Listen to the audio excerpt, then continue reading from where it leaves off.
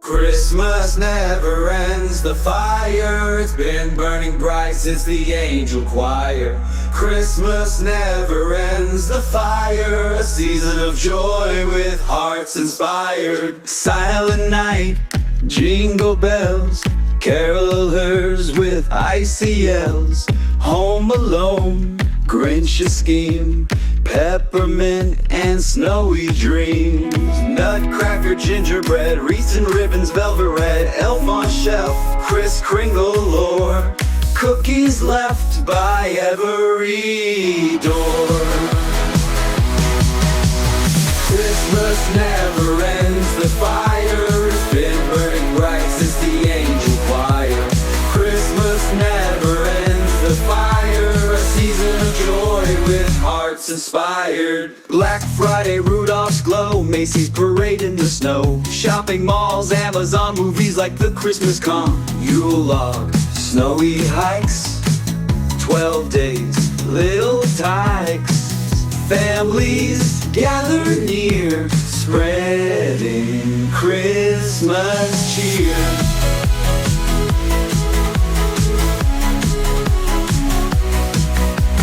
Icicles, ugly sweaters, cards with cheerful little letters, pine tree bows and string, carolers begin to sing.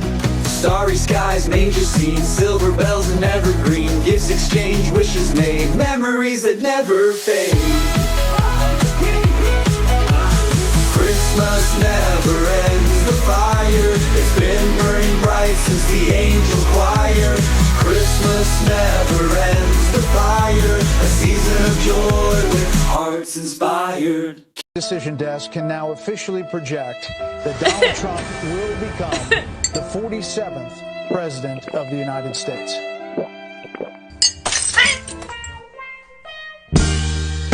I've been really trying.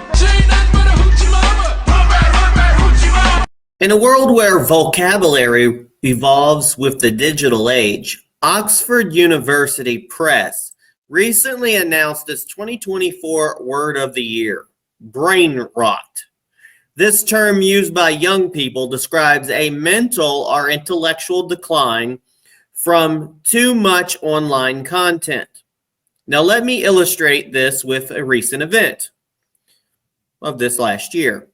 I once tried to understand what Joe Biden was saying during a debate, and it gave me severe brain rot. Welcome to hashtag Go Right with Peter Boykin, here where we delve into the heart of what it means to uphold the values of our constitutional republic, striving for liberty through a moderate conservative lens. Now, first off, let's start with this. On my podcast, hashtag Go Right with Peter Boykin, I focus on delivering meaningful content that aligns with my values and vision. Alongside hosting this podcast, I dedicate my time with, of course, like everybody else, work, family, mother, half, XO, et cetera, But I also keep Go Right News, GoRightNC.com, gaysfortrump.org, and Go Right News, of course, .com, updated with fresh and relevant content. After some reflection, I've decided after probably 6 months straight of doing this day after day after day, at least 5 days a week, to scale back to 2 podcast episodes a week to try to basically gather as much of the best news as possible so far. I'm going to shoot for Wednesdays and Fridays, but we'll at least get 2 podcasts out. Producing a daily show has been a lot of work, and I want to prioritize quality over quantity. While I'll continue writing daily articles or such, the podcast will focus on the most impactful news and stories, and my goal is to provide the best possible content for my listeners and supporters. So today we're going to tackle the controversial and the consequential, from presidential pardons to international diplomacy under President-elect Donald Trump. Starting with this article, and then we'll be right back. So Mexican authorities have broken up 2 migrant caravans headed for the U.S. border, a decisive action that followed Trump's stern warning to Mexico about imposing tariffs if illegal immigration wasn't curbed. This move signifies the immediate impact of Trump's tough stance on border security, emphasizing his commitment to national sovereignty. We'll be right back with more hashtag Go Right with Peter Boykin. Remember, we fight for what's right because it's time to go right. Time to go right.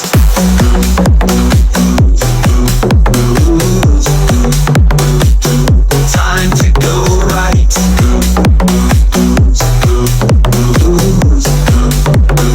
Time to go right.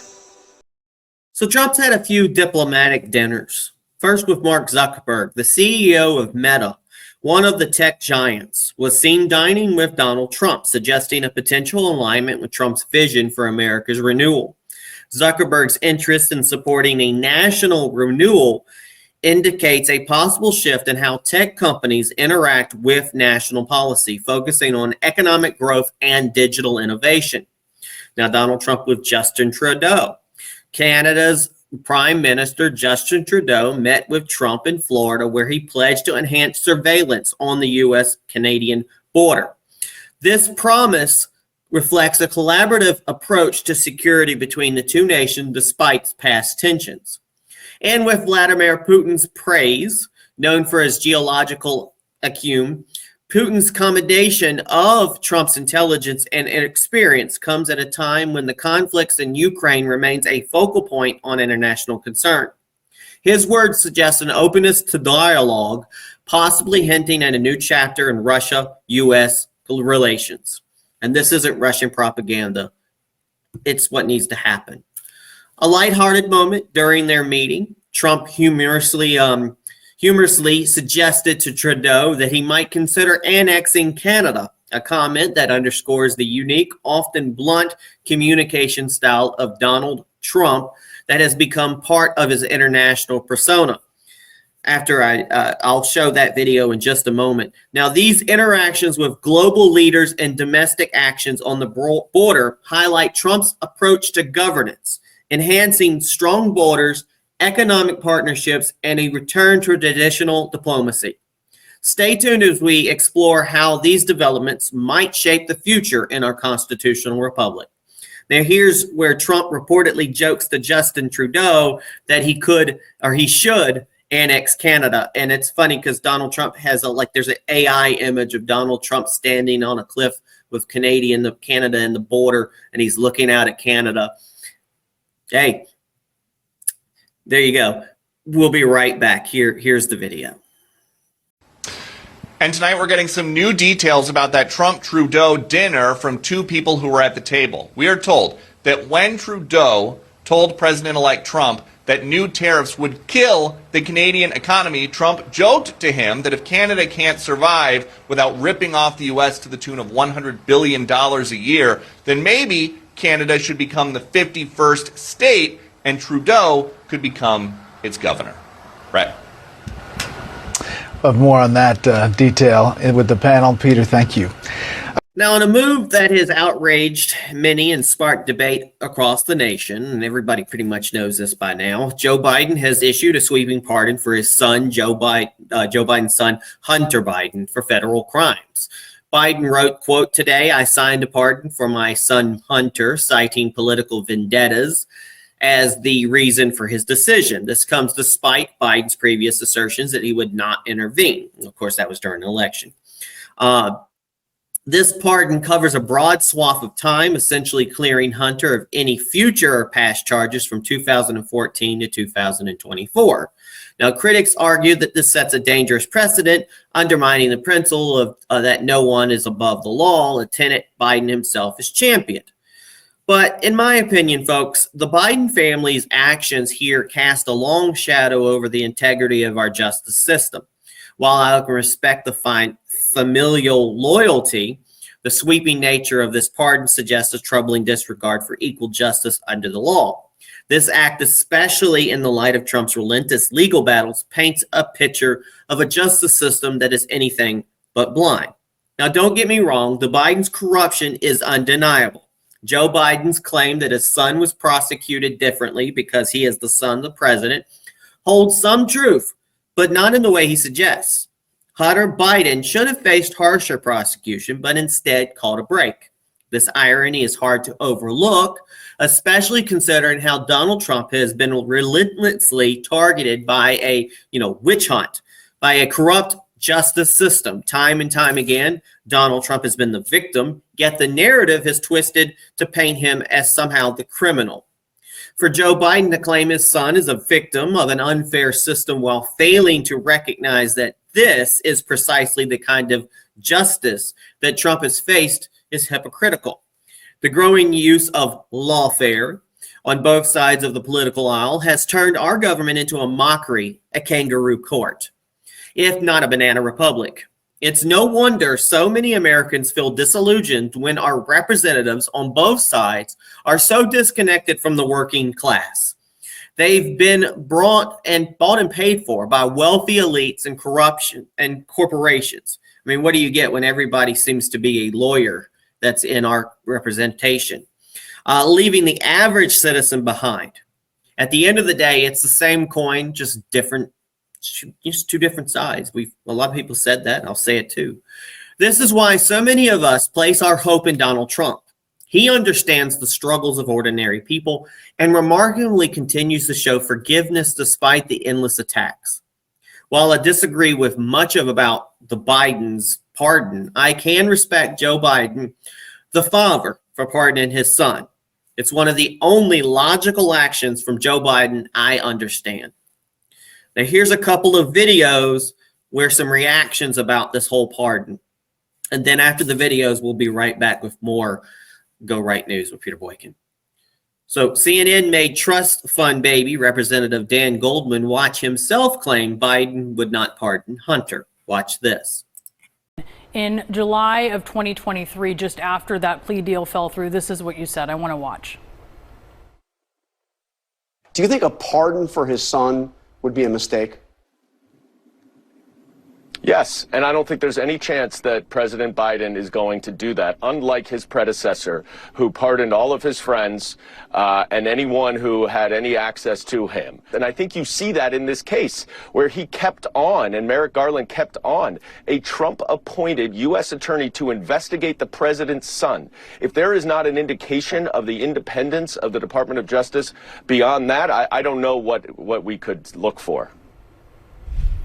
What does that feel like, watching yourself back then, reassuring people that Biden was not going to issue a pardon for his son? Yeah, and I think that if that plea agreement and that plea deal had gone through, there would be no pardon. That was a satisfactory outcome. It had already fallen through. That only was. Sorry? When you reacted, this was when the deal had fallen through. And I hear what you're saying. The hags on The View get very testy over Joe Biden lying about pardoning his criminal son. Watch this.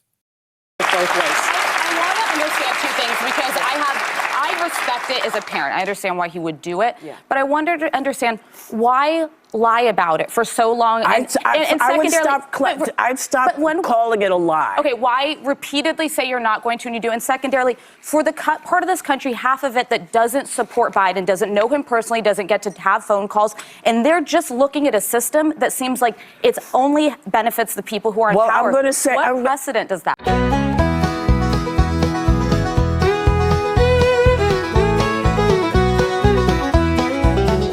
Oh, the season's here, it's time to cheer with news from near and far. Trump's making deals, his vision is clear for peace both near and far. Jingle bells, jingle all the way. Trump's diplomacy is here to stay. Oh, what a world, the twists and turns as the holiday spirit burns. Hey! Hunter's pardon, a family affair in the halls of justice, a tale to share. The FBI, a new direction. Cash Patel, our law's protection. Ding dong, merrily on high. In our hearts, peace will lie. Gather round the Christmas tree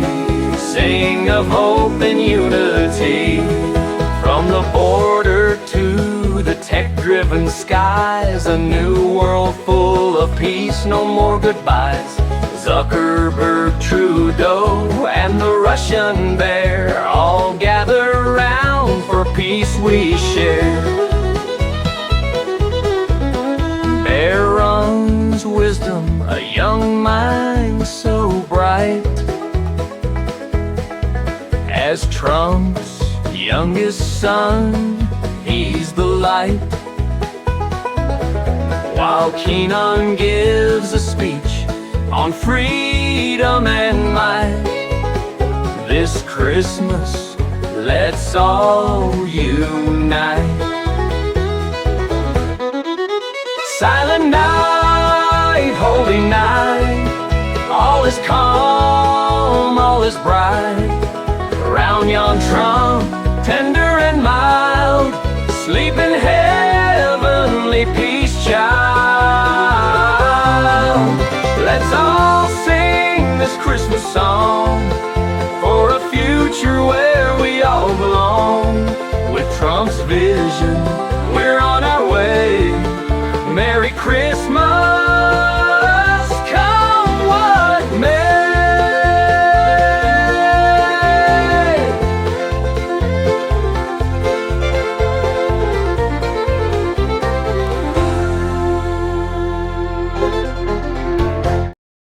And a move that underscores President-elect Donald Trump's commitment to uprooting what he perceives as entrenched corruption within the federal government, he has nominated Kash Patel to head the FBI.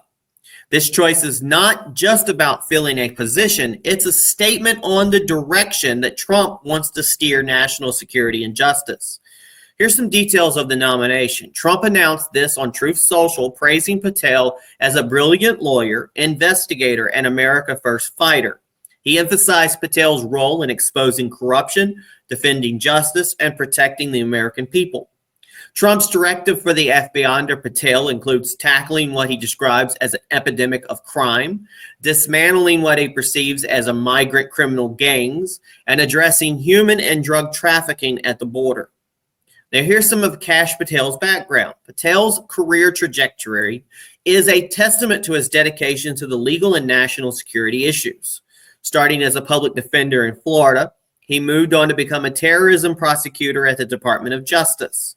His involvement in countering with Trump's administration, deemed as political witch hunts, particularly the Russian investigation, showcased his loyalty and investigative prowess.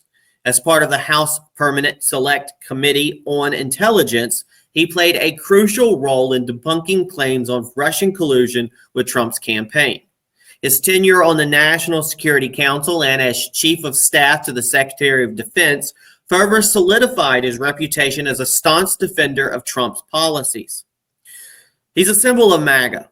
Patel's nomination is emblematic of Trump's ongoing battle with what he refers to as the deep state, a term he and his allies have used to describe a network within the government believed to sabotage his presidency.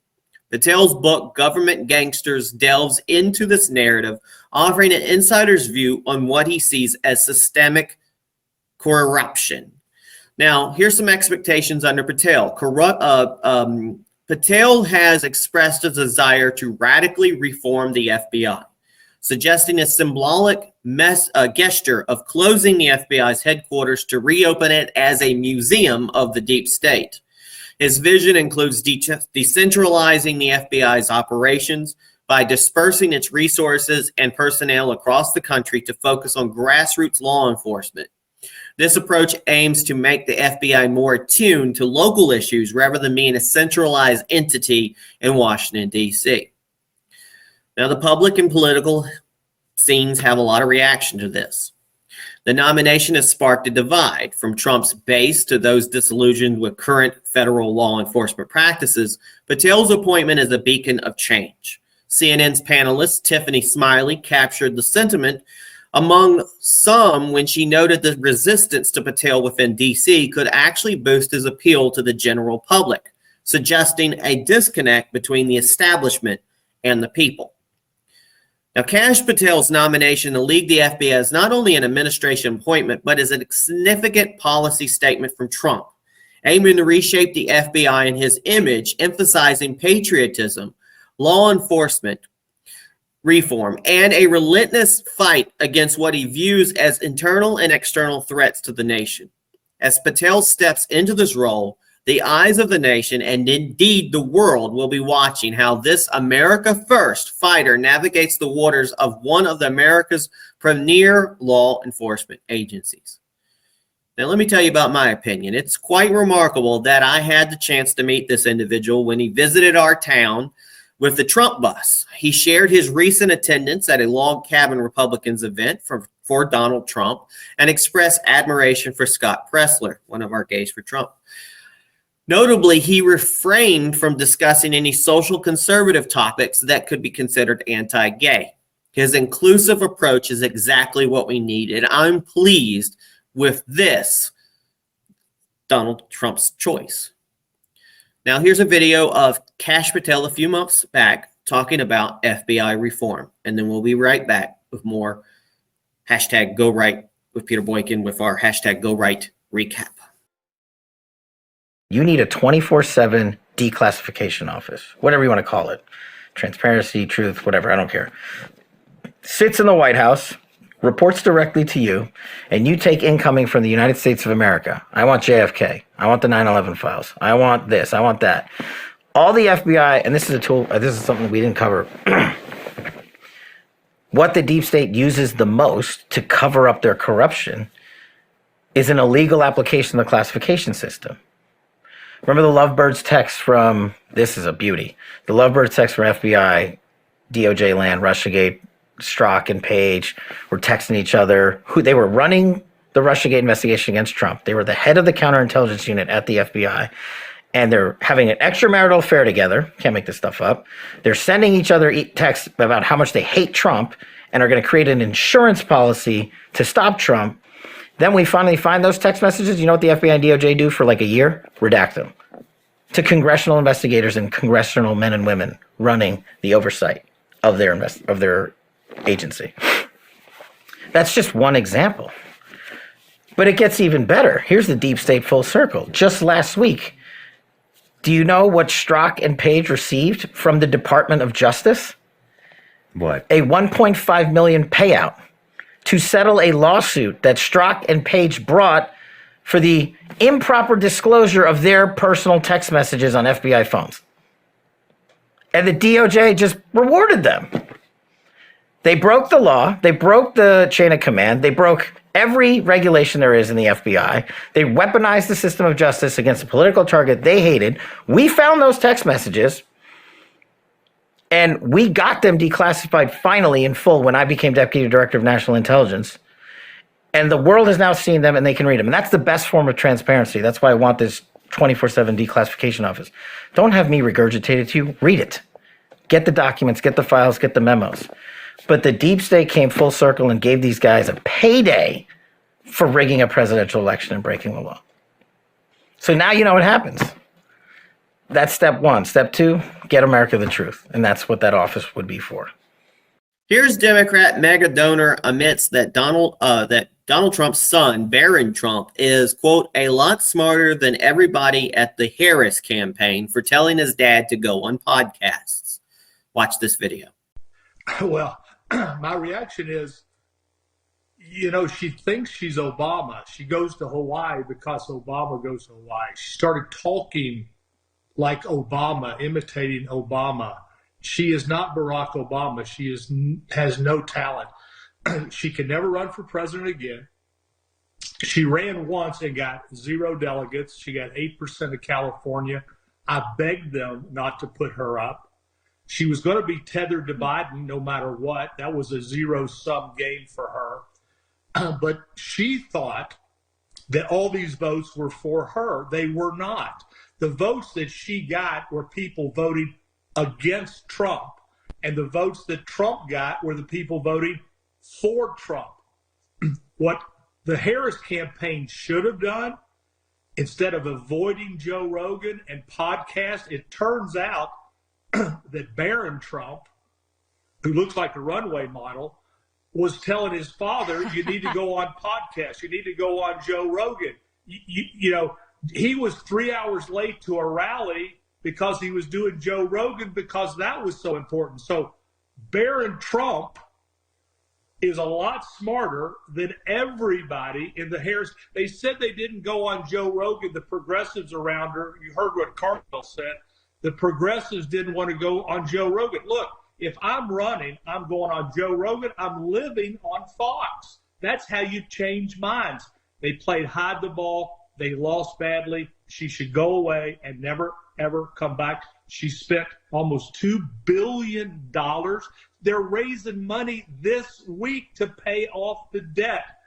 If you can't run your campaign, you damn sure can't run the country. Here's SNL's Kenan Thompson as he discussed cancel culture and freedom of speech. Yeah, when you're watching movies and stuff in your free time, is it comedy or do you shift to drama? I'm all over the place. There's not enough comedies anymore. Like, it's there's no comedies to be seen right now. It's so sad. Like, I'm always waiting on like Seth Rogen or somebody to do some shit. Mm-hmm. Like, that's been the mainstream thing. Like, or Kevin, you know, like Kevin and The Rock is like, oh yeah, you know, the Jumanjis is what we get nowadays. Yes, as opposed to like, you know, some sort of road trip or something. Right. We just watched Road Trip last year. It holds up, man. Right. I just miss the, you know, kind of like, not as far back as Airplane, but those guys that would do those kind of movies or whatever. Totally. I mean, Joker 2, that was Todd Phillips, the GOAT. Yeah. And he's making a fucking musical. Even if I see Vampires Suck is on, like, I'll watch that shit. Yeah. It's just like they're being just silly and dumb. And yes. Like, of course, the classics, like the Tropic Thunders of it all, but like that's where it felt like was the end of the road for like the freedom of wanting to be funny kind of thing. Yeah, scary movie. Like we used to have Austin Powers. I know. That was wild. There was 3 of them. That's insane. Yeah, there was a couple. Yeah, I'm looking for that era, but I watch whatever. A lot of horror movies. Mm-hmm. Not so much drama. Like I don't feel like crying, I guess. Yeah. But well, we wrote a movie. We wrote a classic kind of raunchy comedy. Nice. Trying to get it out there. We'll see. We're working on it. I mean, the basketball is a thing. Love it. It should be allowed to be done. Yes. Like there's supposed to be freedom of speech. It's weird too because everybody goes like Blazing Saddles is a classic, and you're like, well, then let's do it again. Let's do that that's what type. I'm saying. Like let the audience tell you. You know what I'm saying? Like they keep trying to suppress, but then you have the Shane Gillises that pop up out of that suppression. Right. You know in the moment, did you think like we're making a mistake by firing him in that moment? I didn't really know much of the story. And like it's above my pay grade what they do with people's lives and careers like that. Yeah. But if it was squashed between the people, then that's as far as it should have gone. But it's definitely weird not to give someone a chance. Yeah. I mean, a chance to say their piece, a chance to whatever kind of thing. Cool they had him back eventually. It's cool that he earned that regardless. Like he got to that point in stature, career-wise or whatever, that it made sense to have him back. You know what I mean? And like, he was a nice guy. You know what I mean? Sweet guy, funny guy. Good guy. How to match how he grew up to sensibilities. You know what I'm saying? Which is what everybody's trying to do. And I think that was it 2020, 2019, whatever time that was when he got the axe. That was like kind of the height of everything being like super. I've talked about it before, but there was a list on CNN of people who have been canceled this year, and it was Weinstein, Cosby, and Shane. That's crazy. And it's like, you know, how is he on the same level as those guys? Pretty unfair. Yeah. Wow. Yeah, Shane's not nearly as funny as Cosby. Come on. Yeah, Shane is great. It was really unfair what they did to him. Yeah, that was ugly. And I think Lauren felt it too. Yeah, and the fact that it seemed like he and Bowen Yang squashed the beef. That's what I'm saying. Like if there was even any beef, I don't even know if there was. Right. Kobe beef. You know? But yeah, no, that was a cool moment. And that's a stand-up who crushed on it too. But Shane is definitely like not your traditional stand-up. Mm-hmm. And he'd made those sketches that. Oh yeah. But I feel like it might have been tough on him. You know what I mean? Like watching him host, and like if you watch the show, he's pretty similar in every sketch. And that takes a toll on a few different things. It takes a toll on the audience, or eventually like just things start to become milder in reaction kind of thing. And that starts to fuck with people's heads kind of thing. And then when guys are just have a stand-up base as opposed to like an actor base to rely on and play any character, like I'll play a fucking tree. You know what I mean? But I feel like stand-ups, like if they're not getting the pop from when I say something and I hear the pop of a laugh or some shit, I think it starts to like spiral motherfuckers out.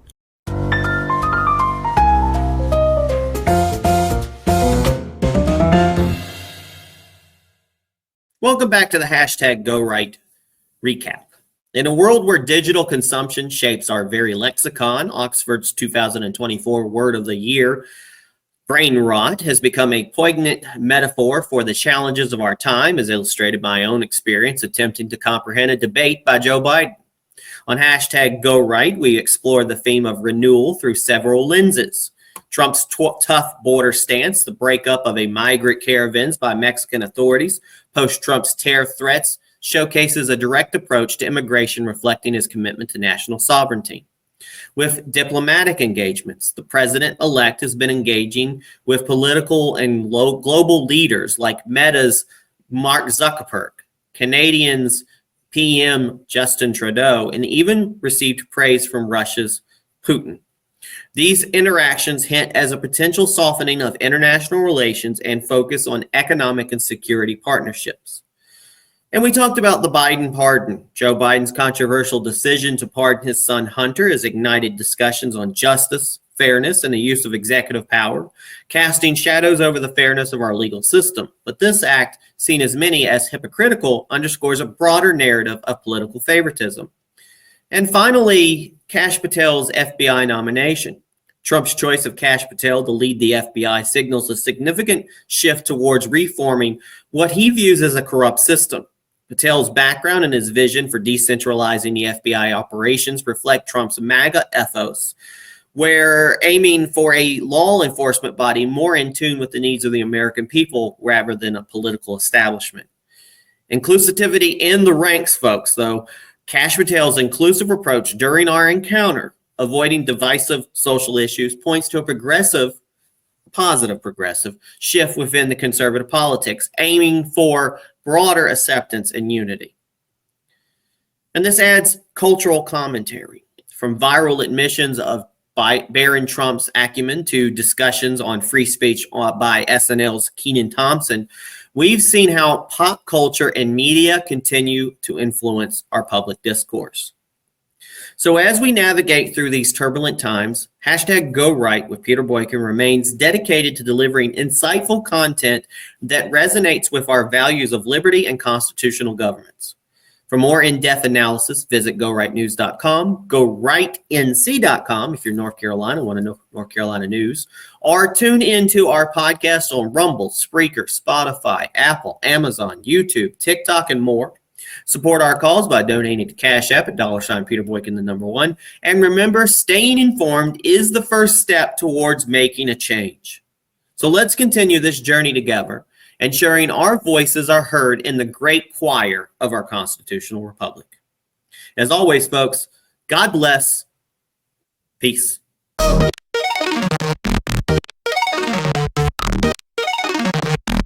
It's time to go right. Let the truth ignite. We're bringing the right news into the light. With Peter Boykin at the helm, we're taking a stand. Constitutionalist for America, we protect this land. Welcome to the place where opinions align. With liberty's flame, our voices combine. Citizen journalism, honest and true. Let's go right, it's the podcast for you.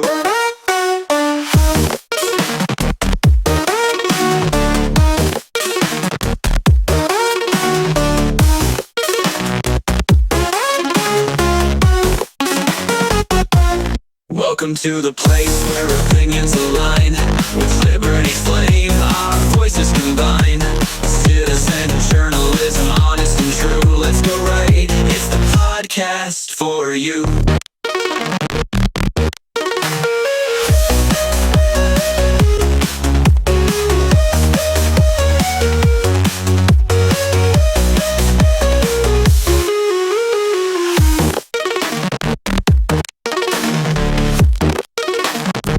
It's time to go right. Let the truth ignite. We're bringing the right news into the light. With Peter Boykin at the helm, we're taking a stand. Constitutionalist for America, we protect this land.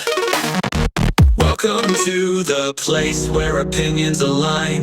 With liberty's flame, our voices combine. Citizen journalism, honest and true. Let's go right, it's the podcast for you.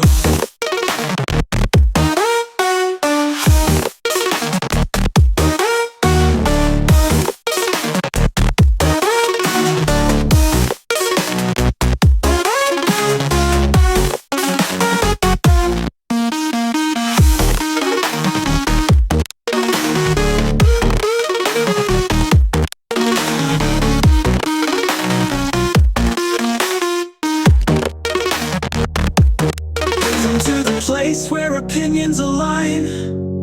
With liberty's flame, our voices combine. Citizen journalism, honest and true. Let's go right, it's the podcast for you.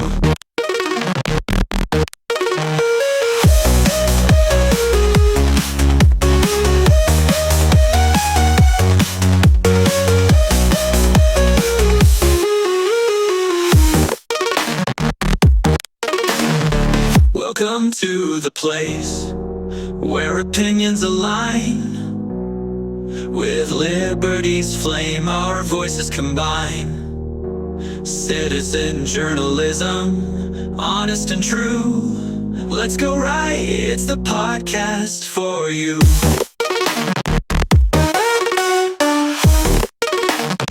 Welcome to the place.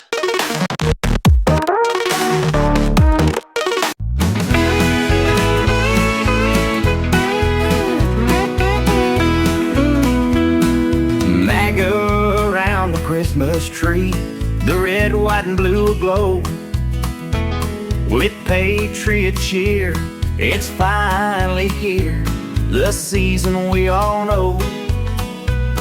We're singing loud, the world's in awe. It's Christmas we declare. With liberty and victory, there's freedom in the air. Oh, joy to the world, we can say it again. Merry Christmas to every woman and man. Trump's back in town, the star shines bright. MAGA's leading through the silent night. The stockings are hung, the spirit it is strong. Our faith is burning bright. The nation's back on the right track, and Christmas feels so right. The snow is falling, the bells are calling. The promise of hope is clear. Together we stand, one nation, one land. MAGA love this year. Oh, joy to the world, we can say it again. Merry Christmas to every woman and man. Trump's back in town, the star shines bright. MAGA's leading through the silent night. From the mountains high to the valleys low, we're spreading peace and cheer. With a grateful heart, we'll do our part to make it the best year. The tree is lit, the spirit's lit. We're standing hand in hand.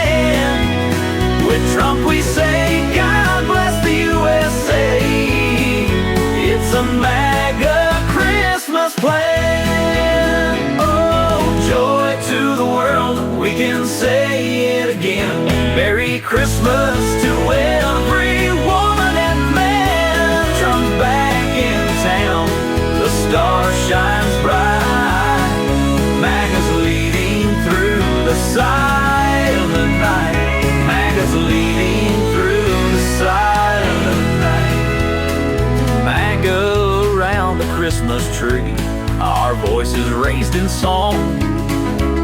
Together we're strong all season long. Merry Christmas all year long.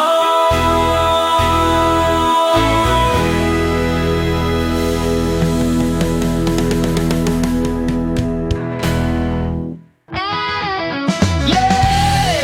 Oh! Come on now, feel the power. Rise up, stand tall. For the land we love. Oh, guarding freedom's fire from sea to the skies above.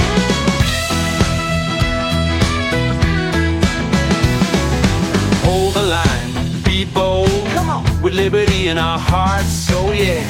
Every vote's a spark to light a brand new start. Oh, stars and stripes are calling, people roaring, hearts enthralling.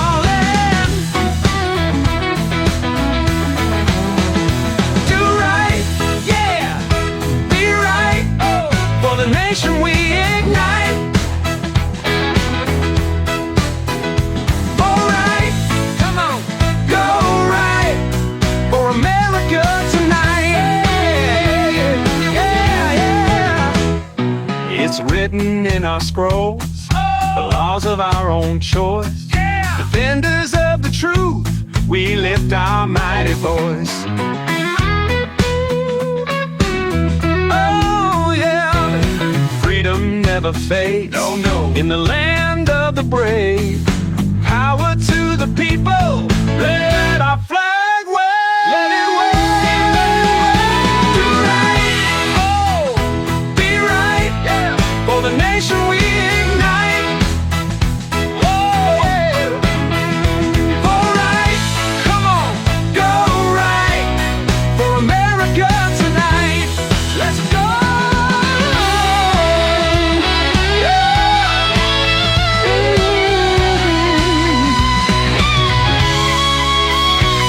Yeah. Stand tall, be proud. Let